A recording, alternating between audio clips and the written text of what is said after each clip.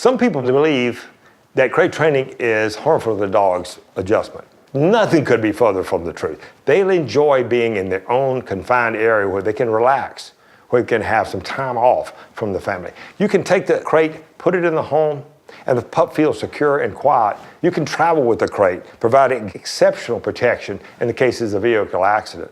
What about going into hotels or lodges, visiting other people's homes? So what we want to do is get the puppy acclimated to the crates very, very early in their development. We have 2 sizes of crates here and 2 different pups. One thing about the crates we want to do with a young dog is don't give them too much space.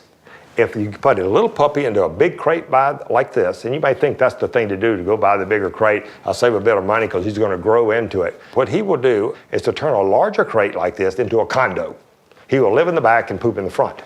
So what we want to do is to keep the dog in more of a confined area because they really don't want to soil their own beds. So crate training is an essential piece of housebreaking. These pups love their crate. Let's see how we got them to this point, step by step. Okay, here we are with a 3-month-old pup, and we're going to teach him how to enter the crate. This is one of the first skills that we teach a pup actually when they go home. And you can see inside the crate there's no bedding because they will start chewing on that bedding, eating the bedding. If a puppy shows a fear factor of the crate, what we're going to do is start feeding the puppy in proximity to the crate. After a day or 2, we would move the feed just a little bit closer and a little bit closer to the crate, and then finally just inside the crate and slowly push it to the back. We don't acclimate the pup in big sweeping movements, small little pieces. It may take several days. And now if we needed to, we can use treats as a lure. So let's try a treat and see if we can get the puppy really interested in the food and basically place it just inside the crate door. Good, now you see it picked up with a lot more enthusiasm. There's no fear factor here. If there was a fear factor, we'd stand down, back up, get the puppy a little bit more confident being around the crate.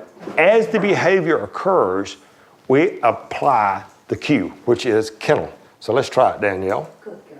Kennel. And our next step, we're going to make sure the pup will stay in the crate quietly. If we close the door, will your puppy be quiet? If he doesn't, pay no attention to him until he is quiet, then return to your pup. We don't want to give the puppy attention if they're making noise, or that's just going to reinforce that behavior. So we've learned a lot in this little bitty segment. These crates are so important to the dog's development. It gives them a cave, a space to be, the seclusion, quietness. Later on, we can put a mat in there for them if you like.